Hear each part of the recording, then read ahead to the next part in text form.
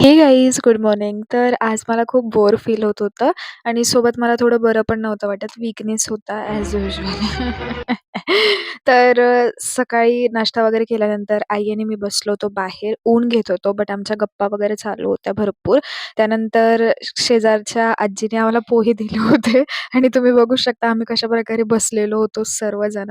मग पोहे वगैरे खाल्ले. मग दुपारी मी जेवण वगैरेही केलं, पण मी लेटून घेतलेलं कारण मला बरंच नव्हतं वाटत.